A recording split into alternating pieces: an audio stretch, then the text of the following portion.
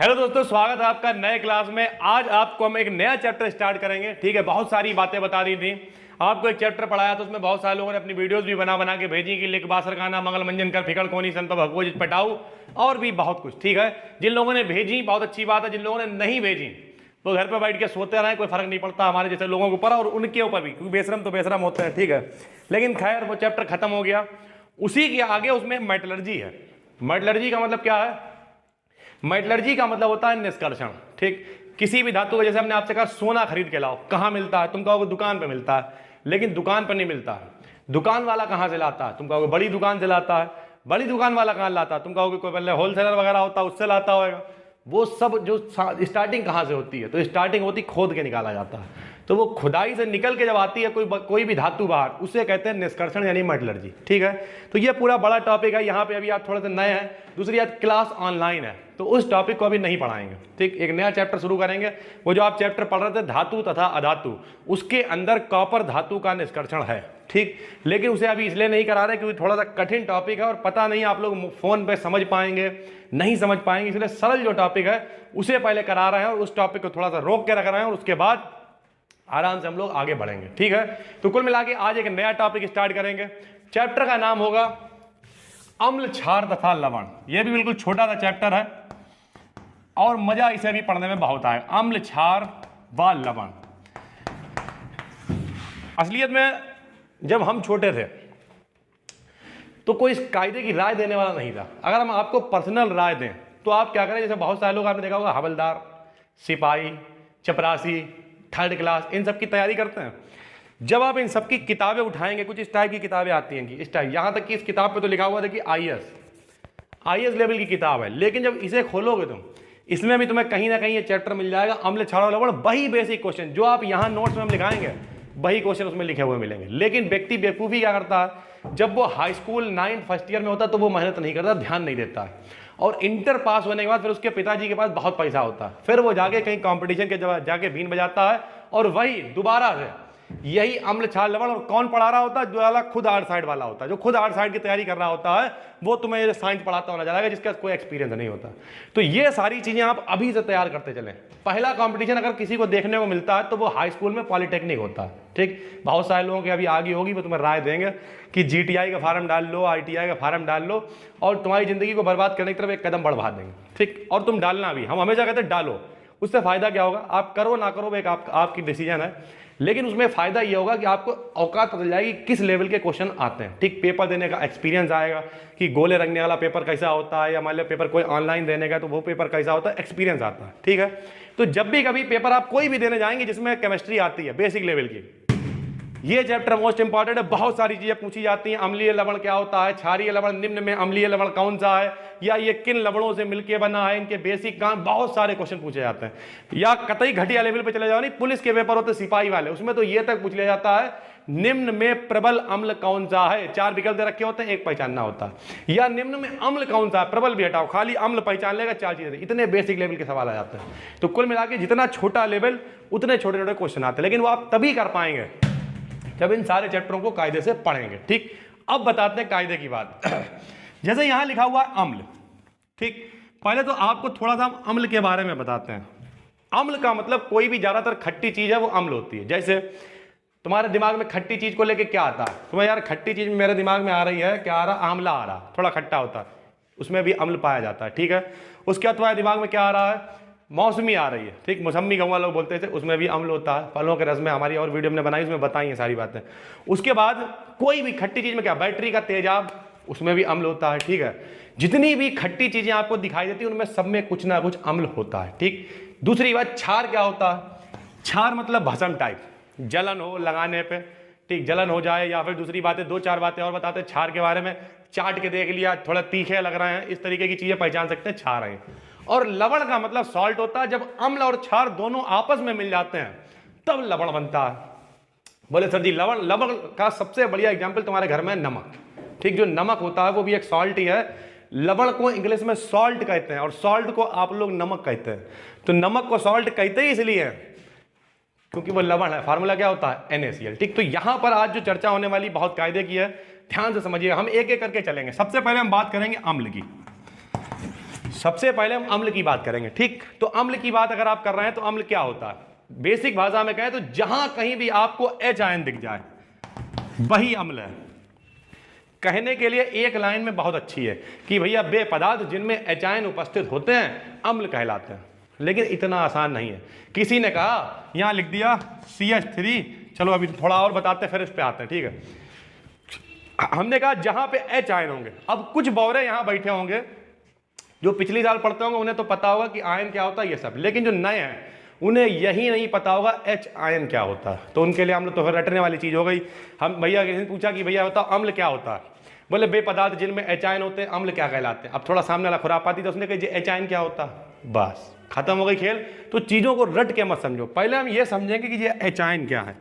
अम्ल और क्षार पे तो फिर पहुंच ही जाएंगे। जरा ध्यान से देखिए, ये सब मिटा देते हैं, आप अपना चैप्टर डालें अम्ल क्षार लवण जो भी है और जरा समझे, लिखाने के लिए बहुत टाइम है। इधर देखो, हाइड्रोजन का नंबर 1 होता।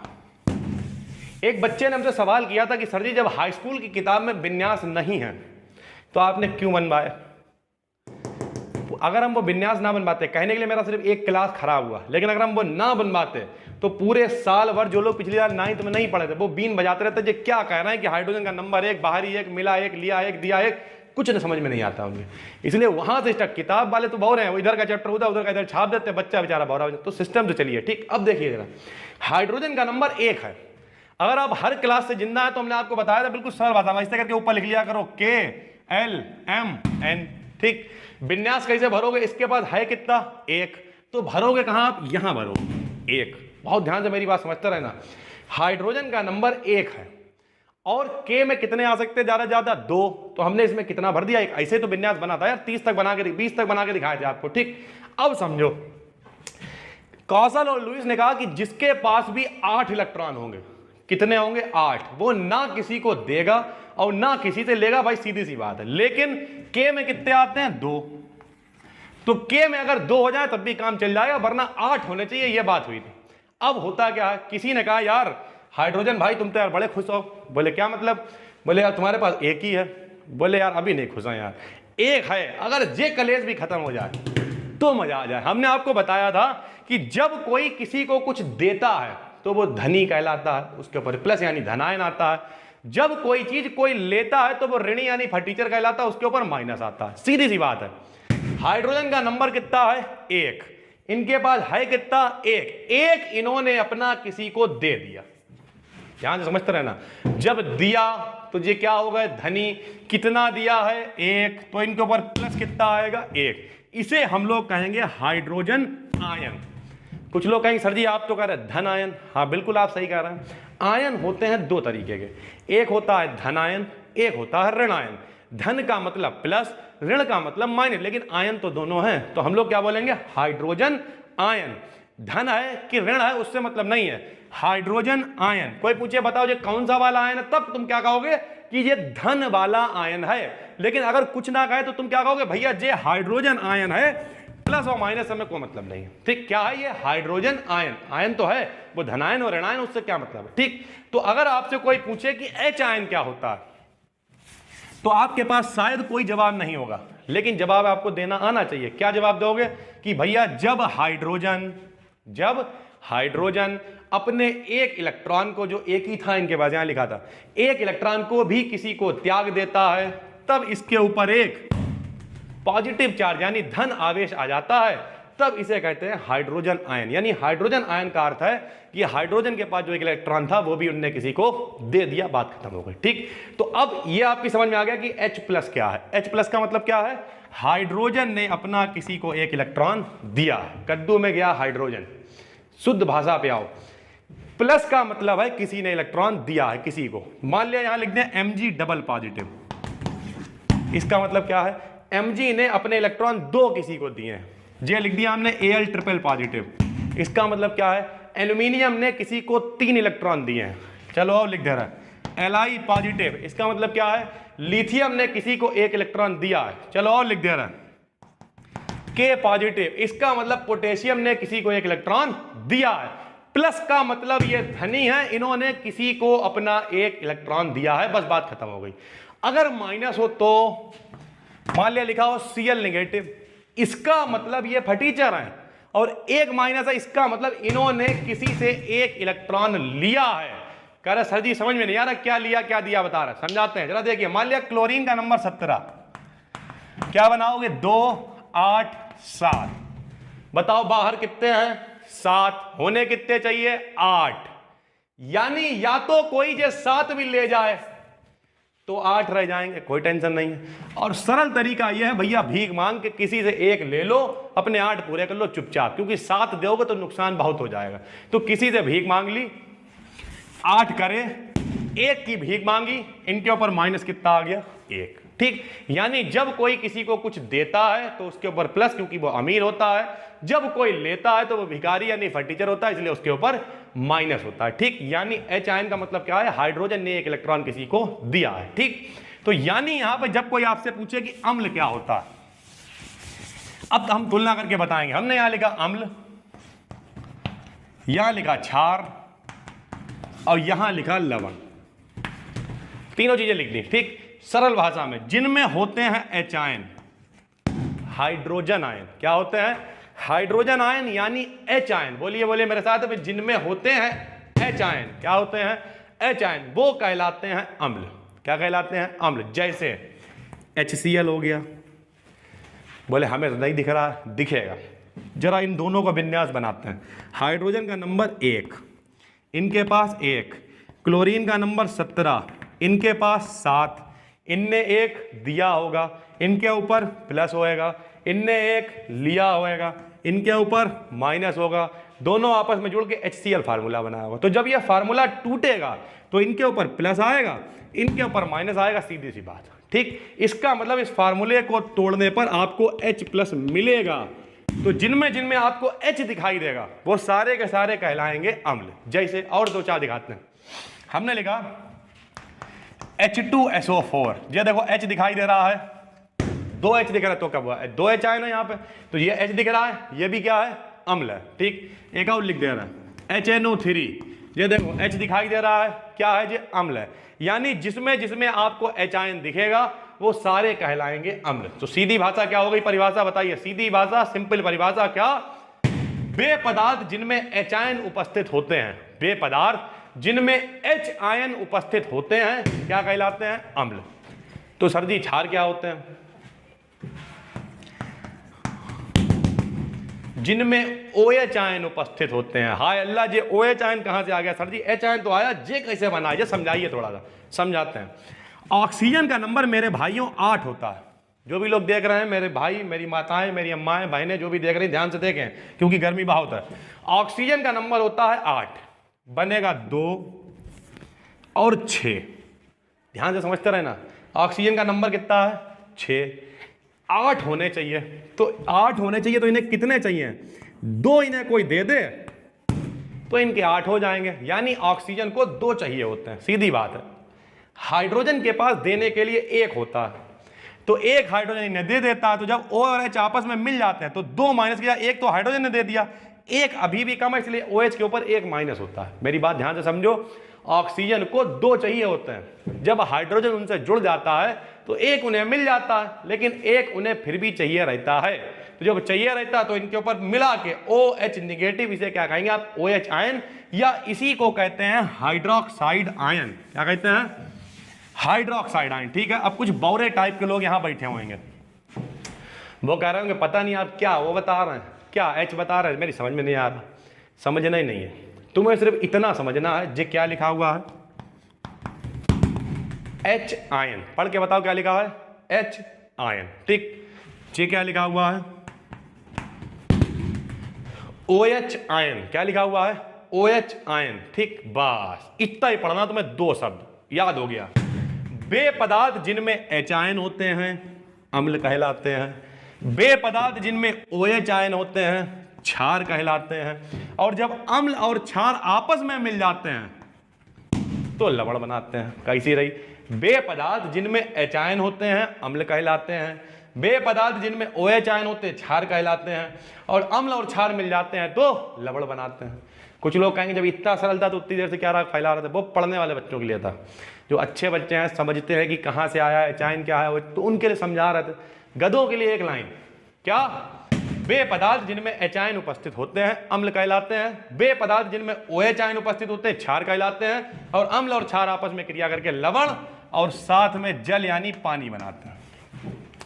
कुछ लोग बोले हमें सबूत चाहिए, अदालत जो है वो सबूत मांगती है, गवाह मांगती है। सबूत चाहिए कि कैसे अम्ल कैसे क्षार मिलेगा और कैसे लवण बनेगा। बहुत सरल, देखो अम्ल के नीचे लिख दिया हमने HCl। सब लोग कह दो बताओ जो अम्ल है या नहीं है या नहीं है? हाँ, आधे बौरे तो देखते नहीं होंगे वीडियो यार। कुछ लोग जो है 2 बजे खोल लेते होंगे, कुछ लोग 3 बजे, कुछ लोग 4 बजे, कुछ लोग शाम को 6 बजे, कुछ लोग रात में 8 बजे, और कुछ लोग अगले दिन, कुछ लोग संडे के यार संडे बैठ के 6 वीडियो देखेंगे लाइन से धड़ाधड़, और धड़ाधड़ देखने के 2 मिनट खत्म, फिर आदमी भी खत्म। भैया डेली देखो, क्योंकि बहुत अच्छे अच्छे टॉपिक आपके पास आ रहे हैं। ये टॉपिक को हल्के में मत लो। अभी हमने आपको IAS वाली किताब दिखाई, देखो दृष्टि द विजन, यूट्यूब पे सर्च करना कभी दृष्टि IAS, बहुत बड़े प्लेटफॉर्म है, ये छोटा मोटा प्लेटफॉर्म नहीं है। तो कुल मिला के आपने इंटरव्यू देखे होंगे, मॉक इंटरव्यू हो रहे होते हैं, सब यही कराते हैं दृष्टि वाले। तो कुल मिला के IAS लेवल की किताब है, और इसमें हम ये चैप्टर दिखाएंगे आपको, अम्ल क्षार और लवण। तो ये छोटी मोटी खेल नहीं है, आप हाई स्कूल में आ गए। खास करके हम आपको बताते हैं 9th और हाई स्कूल की मैथ और साइंस।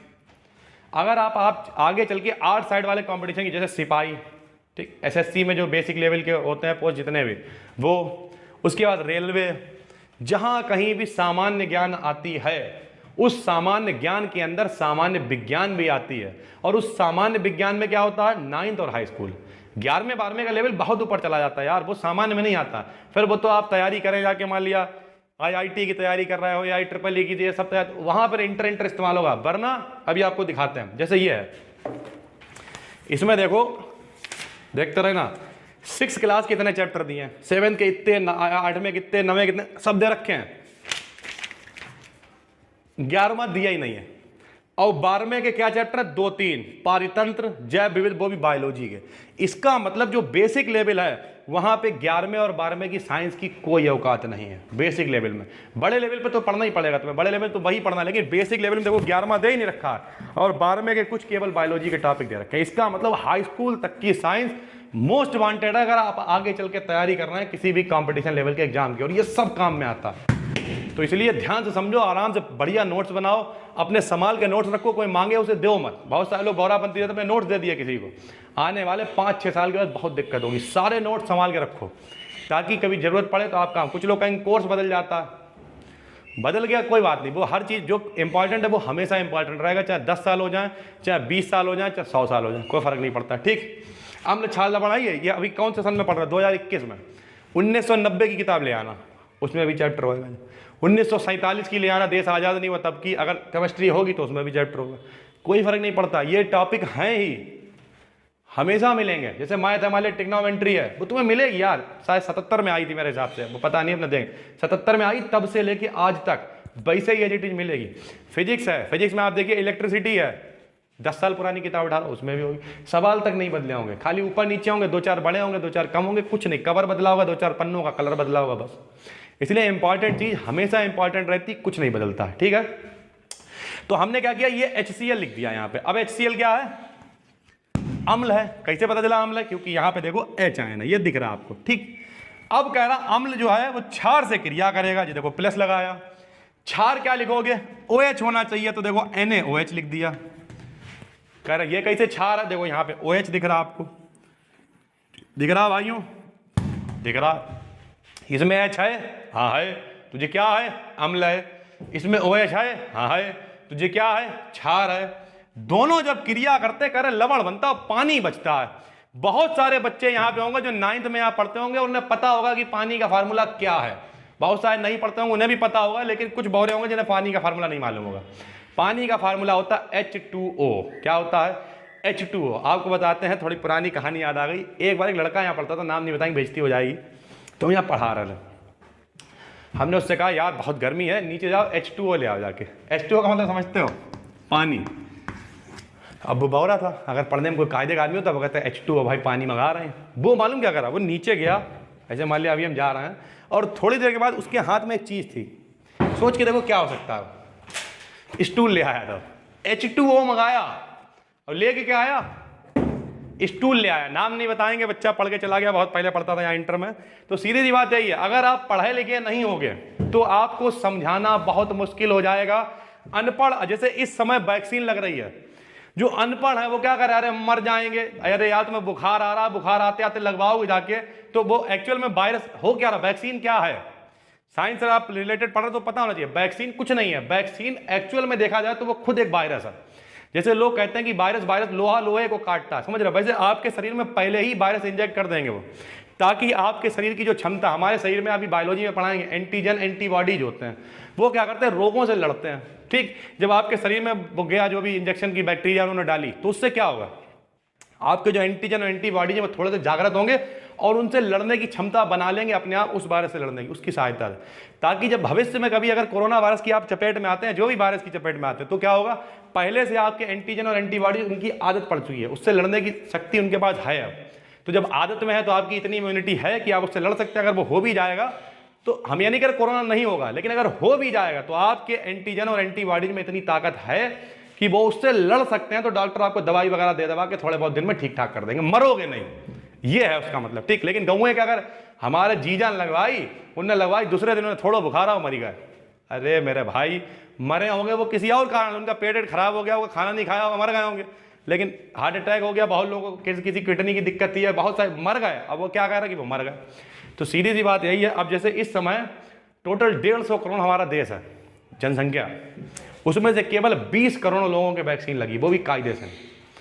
40 करोड़ लगभग उत्तर प्रदेश है, उसमें से 1.25 करोड़ लोगों की केवल वैक्सीन लगी है। तो जो लोग जाके वैक्सीन नहीं लगवा सकते हैं, उन्हें क्या अधिकार है सरकार को टोकने का कि सरकार कुछ नहीं कर रही है। जब तुम जाके वैक्सीन नहीं लगवा पा रहे, अपनी जिम्मेदारी नहीं निभा, सरकार मोदी के घर घर जाके सबके थोड़े वैक्सीन लगाएंगे, जाके यार जाओ वैक्सीन लगवाओ जाके सबके। विदेशों में क्यों वो कामयाब हो गए, वैक्सीनेशन बहुत तेजी से हुआ, सबके वैक्सीन लग गई। फिर अब कोई टेंशन नहीं, अगर किसी को होती भी कोई दिक्कत, थोड़ी बहुत दवाई लो, नॉर्मल ठीक हो जाओ। अब तुम क्या, तुम्हें वैक्सीन ही नहीं लगी है, कोरोना होगा क्या। जैसे आपके इतने सारे लोग हैं घर में, देखना बहुत सारे लोगों के घर वालों ने नहीं लगवाई होगी, नहीं लगवाई तो उन्हें जागरूक कीजिए। आप पढ़े लिखे हैं, उन्हें बताइए, अपने पापा को बताइए, मम्मी को बताइए कि भैया जाके वैक्सीन लगवाओ। अगर किसी को कोरोना के लक्षण हो तो वो कम से कम 3 महीने वैक्सीन ना लगवाए। वैसे तो 6 महीने का टाइम पीरियड होता है, लेकिन 3 महीने ना लगवाए, ठीक है। किसी की तबीयत खराब है, टाइफाइड हो गया है, एक्चुअल में जिसे आदमी टाइफाइड कहता है वो रिलेटेड वहीं से होता है। हम यहाँ डिस्कशन करेंगे तो जो मेरा जो आधा घंटा हम इसी में पिला देंगे, लेकिन कुल मिला के जिसकी की तबीयत खराब है वो वैक्सीन ना लगवाए। बाकी जिनके मम्मी पापा भाई बहन जो भी हैं 18 साल से ऊपर, अब सबके लग रही है, रजिस्ट्रेशन करें, आराम से जाएं और वैक्सीन लगवाएं जाके, ठीक है। तो जरा देखिए, ये है HCl यानी अम्ल, ये है NaOH यानी क्षार। ठीक, कैसे पहचानोगे, इसमें H है तो ये HCl यानी अम्ल है, इसमें OH है यानी OH, तो मतलब ये क्या है, क्षार है।